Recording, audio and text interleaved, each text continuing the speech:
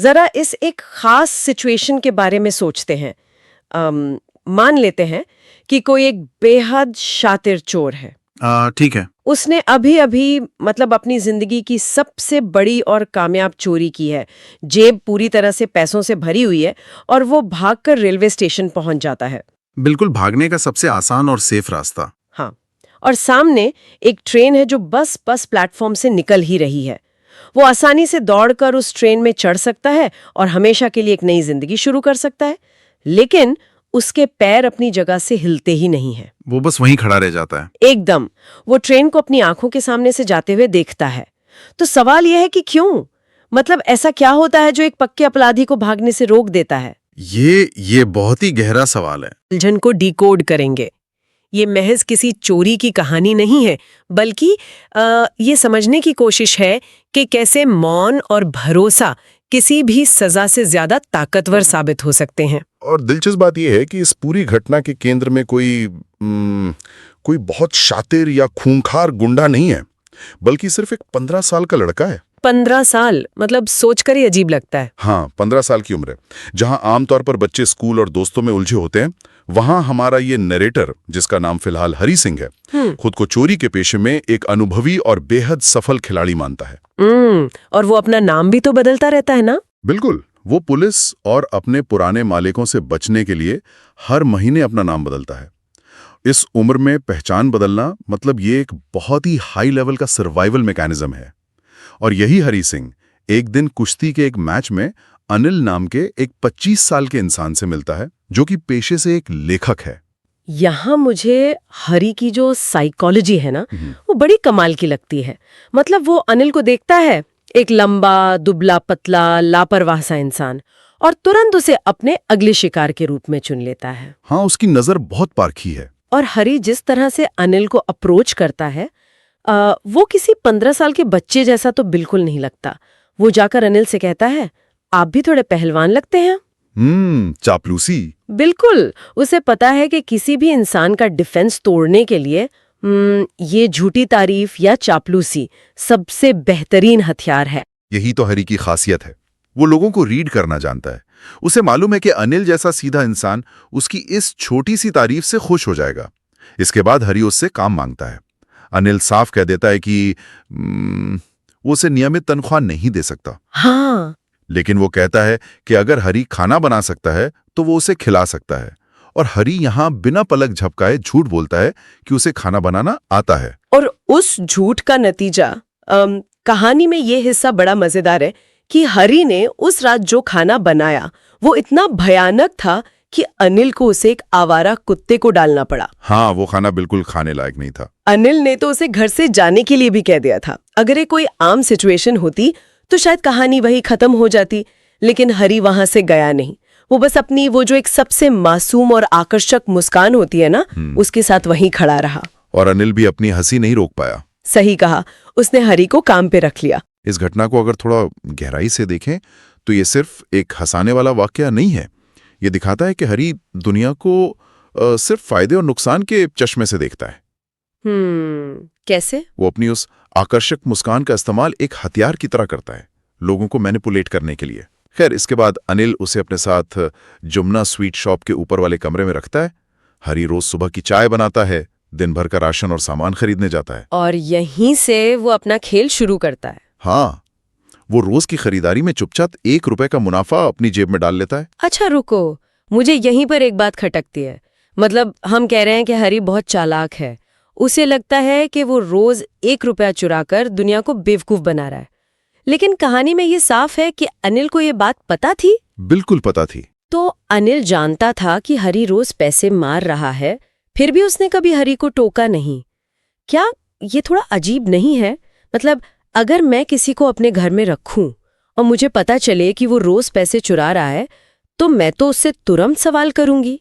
क्या अनिल की ये लापरवाही उसे बेवकूफ नहीं बनाती? यहीं पर तो ये कहानी एक नया मोड़ लेती है। हरी को भी यही लगता है कि अनिल बेवकूफ है। हरी उन लोगों का शिकार करने का आदी है जो अपने पैसों को लेकर बहुत सतर्क रहते हैं। हाँ, जो एक एक पैसे का हिसाब रखते हैं। बिल्कुल। लेकिन अनिल का नजरिया अलग है। अनिल को भौतिक चीजों से या कह लें पैसों से कोई खास लगाव नहीं है। वो हरी को सिर्फ पनाह नहीं देता, वो उसे अपना नाम लिखना सिखाता है और वादा करता है कि वो उसे पूरे वाक्य लिखना और गणित के नंबर जोड़ना भी सिखाएगा।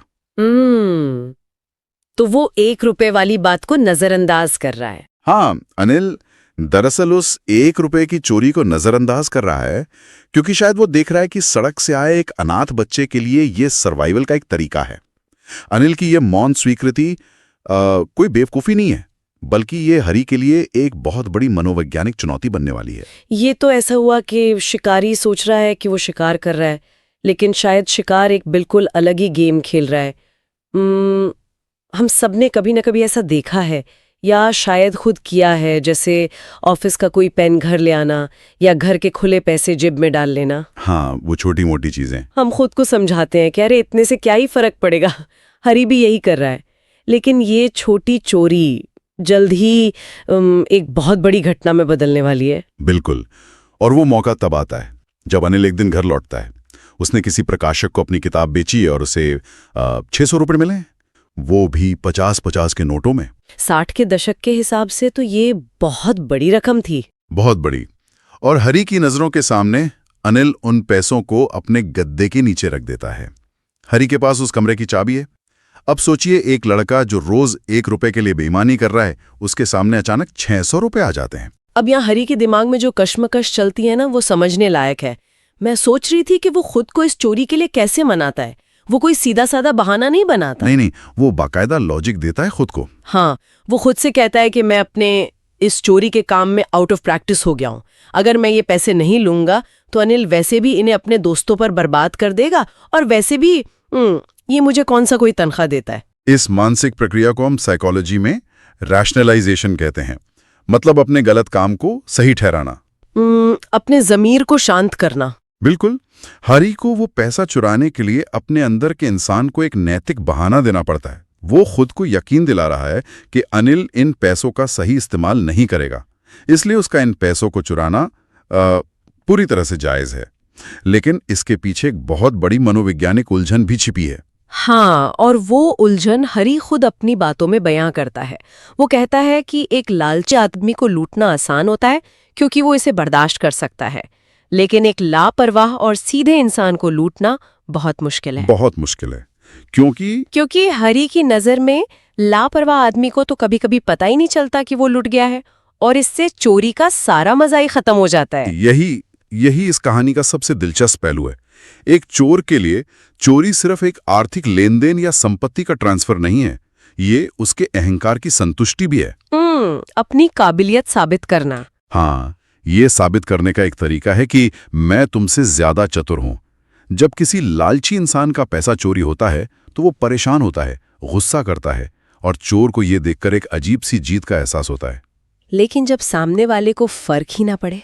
वही तो, जब पीड़ित को उस चोरी से कोई फर्क ही नहीं पड़ता या उसे पता ही नहीं चलता, तो चोर की वो जीत पूरी तरह से खोखली हो जाती है। अगर मैं इसे एक उदाहरण से समझाऊं तो ये बिल्कुल ऐसा है जैसे कोई किसी के साथ शतरंज का एक बहुत ही सीरियस मैच खेल रहा हो। जीतने के लिए अपनी सारी चालाकी लगा रहा है, चालें सोच रहा है, लेकिन अचानक एहसास होता है कि सामने वाला खिलाड़ी तो जानबूझकर अपने मोहरे पिटवा रहा है। हाँ, उसे हारने की कोई परवाह ही नहीं है। बिल्कुल। ऐसे में चेकमेट करने का सारा रोमांच ही खत्म हो जाएगा। लगेगा कि ये जीत मेरी काबिलियत से नहीं बल्कि सामने वाले की मर्जी से मिली है। ये बहुत ही सटीक उदाहरण है। अनिल का हरी पर अंधा विश्वास हरी के इस अहंकार को, उसकी उस सफलता के एहसास को पूरी तरह से पंचर कर देता है। और यही कारण है कि जब हरी वो पैसे चुराता है तो वो सिर्फ एक भौतिक वस्तु नहीं चुरा रहा होता, वो शांति को भी तोड़ रहा होता है जो उसे पहली बार अनिल के पास मिली थी। तो चोरी की रात पर आते हैं। हरी रात के अंधेरे में बिस्तर के पास रेंग कर जाता है। वो चुपचाप गद्दे के नीचे हाथ डालता है और नोट निकाल लेता है। उसी वक्त अनिल नींद में उसकी तरफ करवट लेता है। वो एक बहुत ही टेंशन वाला पल था। हरी एक पल के लिए घबराता है और बिना आवाज के कमरे से बाहर निकल जाता है। अब शुरू होता है भागने का सिलसिला। वो सड़क पर दौड़ रहा है, पैसे उसके पजामे के नाड़े में बंधे हैं, और वो मन ही मन हिसाब भी लगा रहा है। हाँ, वो सोचता है कि इन 600 रुपयों से वो 1-2 हफ्ते तक किसी अरबपति की तरह ऐश की जिंदगी जी सकता है। वो सीधे रेलवे स्टेशन पहुंचता है। रात के 10:30 बज रहे हैं और लखनऊ एक्सप्रेस बस प्लेटफॉर्म से निकल ही रही है। ट्रेन अभी रफ्तार पकड़ ही रही है। वो आसानी से दौड़कर किसी भी डिब्बे में चढ़ सकता था, लेकिन वो रुक जाता है। वो रुक जाता है। यही वो पल है जहां से हमने आज की चर्चा शुरू की थी। वो क्यों रुका? मतलब क्या उसके मन में अचानक पुलिस का डर आ गया था? नहीं, पुलिस का डर नहीं था। हरी हिचकिचाता है और उसे खुद भी पूरी तरह समझ नहीं आता कि वो क्यों हिचकिचा रहा है। ट्रेन चली जाती है और वो उस खाली प्लेटफॉर्म पर बिल्कुल अकेला रह जाता है। मुझे एक बात समझ नहीं आ रही, हरी ने तो अपनी पूरी जिंदगी सड़कों पर बिताई है ना, वो तो इस काम में मास्टरमाइंड है। फिर ये अचानक से ये हृदय परिवर्तन कैसे? क्या ये सिर्फ गिल्ट है? मैं कहूंगा कि ये सिर्फ गिल्ट नहीं है, ये एक बहुत गहरी रियलाइजेशन है। हरी एक बेहद अकेला इंसान है। वो मानता है कि दोस्त मदद करने के बजाय मुश्किलें ज्यादा पैदा करते हैं। वो किसी पर भरोसा नहीं करता। बिल्कुल। जब वो स्टेशन से बाहर आकर एक खाली मैदान में बेंच पर बैठता है तो वो अपने कस्टमर्स के चेहरों का विश्लेषण करता है। उसने अपने छोटे से करियर में लोगों के चेहरों को बहुत गहराई से पढ़ा है। हाँ, वो बताता है ना कि अलग अलग लोग कैसे रिएक्ट करते हैं। हाँ, वो जानता है कि जब किसी का सामान चोरी होता है तो लालची आदमी के चेहरे पर डर आता है, अमीर आदमी के चेहरे पर गुस्सा और गरीब आदमी के चेहरे पर सिर्फ एक लाचारी भरी स्वीकृति। लेकिन अनिल के चेहरे पर क्या होगा? हरी को पता है कि जब अनिल को इस चोरी का पता चलेगा तो उसके चेहरे पर ना डर होगा ना गुस्सा, वहां सिर्फ उदासी होगी। और वो उदासी पैसे खोने के लिए नहीं होगी, बल्कि उस भरोसे के टूटने के लिए होगी जो अनिल ने उस पर किया था। हरी को एहसास होता है कि उसने सिर्फ 600 रुपए नहीं चुराए हैं, उसने उस इकलौते इंसान को धोखा दिया है जिसने उसे एक अपराधी नहीं बल्कि एक इंसान समझा। और शायद प्रकृति भी उस रात हरी के अंदर चल रहे इस तूफान को महसूस कर रही थी। मैदान में बैठे हुए अचानक भारी बारिश शुरू हो जाती है। नवंबर की सर्द रात है। हाँ, वो पूरी तरह भीग जाता है। उसके कपड़े शरीर से चिपक जाते हैं और जो नोट उसने चुराए थे वो बारिश के पानी से पूरी तरह भीग जाते हैं। तो इस पूरी घटना का क्या मतलब निकाला जाए? क्या हरी सिर्फ इसलिए वापस लौट रहा है क्योंकि उसे अनिल की उदासी का डर है? नहीं, यहाँ एक और बहुत बड़ा वैचारिक बदलाव होता है। उन भीगे हुए नोटों को देखकर हरी का दिमाग एकदम साफ हो जाता है। कैसे? उसे अचानक याद आता है कि चोरी के उत्साह में वो वाक्यों को लिखना भूल ही गया था।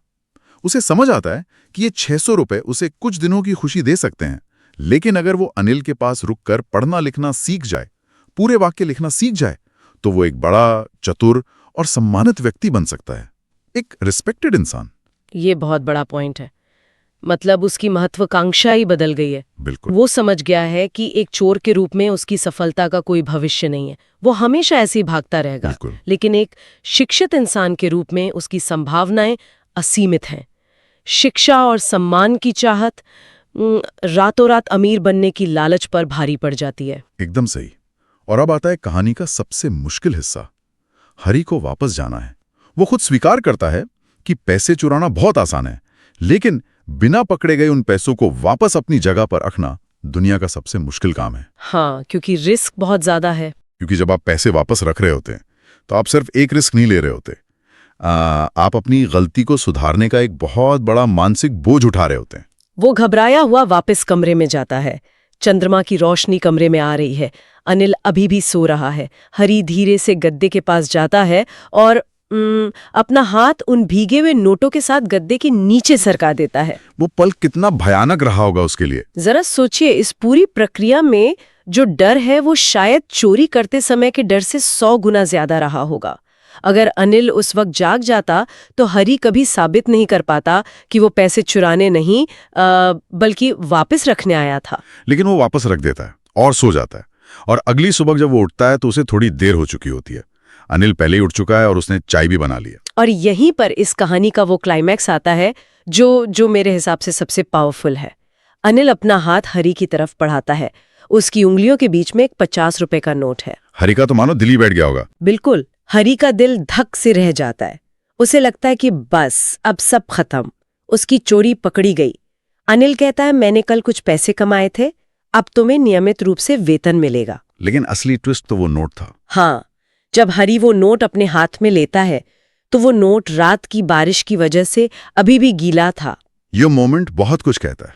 अगर हम लॉजिकली सोचें तो अनिल को सब पता चल गया था। वो गीला नोट इस बात का पुख्ता सबूत था कि रात को हरी ने पैसे निकाले थे और वो बारिश में बाहर गया था। लेकिन रस्किन बॉन्ड ने जिस तरह इसे लिखा है वो कमाल है। वे लिखते हैं कि न तो उसके होठों ने और न ही उसकी आंखों ने कुछ दिखाया। अनिल ने हरी को डांटा नहीं, पुलिस को नहीं बुलाया, यहां तक कि उससे एक सवाल भी नहीं पूछा। उसने बस इतना कहा, आज हम वाक्य लिखना शुरू करेंगे। हाँ, सुनने में तो ये किसी फिल्म का सीन लगता है, लेकिन क्या असल जिंदगी में कोई ऐसा करता है? मतलब अगर मेरे पैसे कोई ले जाए और मुझे पता चल जाए तो मैं तो शायद उसे घर से निकाल दूंगी या सीधा पुलिस ही बुलाऊंगी। आमतौर पर लोग यही करते हैं। तो अनिल ने ऐसा क्यों नहीं किया? अगर किसी चोर को कुछ नहीं कहेंगे तो क्या वो इसे सामने वाले की बेवकूफी नहीं समझेगा? यहीं पर मौन क्षमा या साइलेंट फॉरगिवनेस का कंसेप्ट आता है। हाँ, अनिल की खामोशी कोई बेवकूफी या कमजोरी नहीं थी, ये एक हाई लेवल का साइकोलॉजिकल चेकमेट था। सोचिए, अगर अनिल ने उसे उस सुबह रंगे हाथों पकड़ने के बाद जमकर डांटा होता, उसे घर से निकाल दिया होता या पुलिस के हवाले कर दिया होता, तो क्या होता? तो शायद हरी ये सोचता कि दुनिया ऐसी ही है। वो खुद को सही ठहराता कि मैंने सही किया था इसके पैसे चुराकर, ये आदमी तो है ही बुरा। बिल्कुल। वो वापस अपनी उसी चोरी की जिंदगी में लौट जाता और शायद पहले से भी ज्यादा बड़ा और खूंखार अपराधी बन जाता। एकदम सही। अनिल ने सजा का डर हटाकर हरी को खुद अपने ज़मीर का सामना करने पर मजबूर कर दिया। उसने हरी को यह संदेश दिया कि मुझे पता है तुमने क्या किया, लेकिन मैं फिर भी तुम्हारे उस इंसान पर भरोसा कर रहा हूं जो पैसे वापस रखने आया था। उस मौन स्वीकृति ने हरी को अपनी गलती सुधारने का एक सुरक्षित रास्ता दे दिया। मतलब उसने हरी की उस अच्छाई पर इन्वेस्ट किया जो हरी खुद भी अपने अंदर नहीं देख पा रहा था। हाँ, उसने उसे बदलने का मौका दिया। ये अद्भुत है। अनिल ने बिना कुछ कहे, बिना कोई लेक्चर दिए सब कुछ कह दिया। और इसका हरी पर क्या असर होता है? हरी, जो हमेशा लोगों को मैनिपुलेट करने के लिए अपनी एक नकली और बनावटी मुस्कान का इस्तेमाल करता था, वो अनिल को देखकर फिर से मुस्कुराता है। लेकिन इस बार कुछ अलग था। हाँ, इस बार वो मुस्कान बिना किसी कोशिश के बिल्कुल स्वाभाविक रूप से आती है। वो एकदम सच्ची मुस्कान थी। जब हम किसी को सजा देते हैं तो हम अक्सर सिर्फ उसके अपराध पर रिएक्ट कर रहे होते हैं और उसे खुद को बचाने के लिए डिफेंसिव बना देते हैं। बिल्कुल। लेकिन जब हम किसी पर भरोसा करते हैं, उसे बिना शर्मिंदा किए माफ करते हैं, तो हम उसकी पूरी सोच को ही बदल सकते हैं। तो इस पूरी चर्चा से हमें क्या मिलता है? अनिल का ये साइलेंट फॉरगिवनेस सिर्फ एक अच्छे इंसान होने की निशानी नहीं था, बल्कि एक बहुत गहरी समझ थी कि इंसान बदलते कैसे हैं। हाँ, ये इंसानी फितरत की समझ है। हम सबकी जिंदगी में कभी ना कभी ऐसे पल आते हैं जब कोई हमारा भरोसा तोड़ता है, चाहे वो काम पर हो, दोस्तों के बीच हो या परिवार में। ऐसे में अक्सर जो पहला रिएक्शन होता है वो सजा देने या सामने वाले को शर्मिंदा करने का होता है। और ऐसा करना बहुत आसान भी है। सजा देना इंस्टेंट ग्रेटिफिकेशन देता है। आपको लगता है कि आपने न्याय कर दिया। लेकिन किसी को उसकी गलती का एहसास दिलाना और फिर उसे खुद से बेहतर बने का मौका देना, इसमें बहुत ज्यादा धैर्य और हिम्मत चाहिए। बिल्कुल। तो इसी बात के साथ एक सोचने वाली बात यहाँ छोड़नी चाहिए। अक्सर ये माना जाता है कि सजा इंसान को सुधारती है, लेकिन जरा इस पर गौर करें कि क्या सजा वाकई इंसान को अंदर से बदलती है या सिर्फ उसे अपने अपराध छुपाने में ज्यादा चालाक बना देती है? हाँ, क्या असली बदलाव तभी आता है जब इंसान किसी बाहरी फैसले या सजा के डर के बिना खुद अपनी कीमत पहचानता है। जब अगली बार कोई गलती करे या भरोसा तोड़े तो ये सोचने वाली बात है कि क्या उस रिश्ते की तिजोरी तोड़ने वाले को तुरंत सजा देना आसान है या उसे उस भरोसे को वापस जोड़ने का एक खामोश मौका देना ज्यादा हिम्मत का काम है।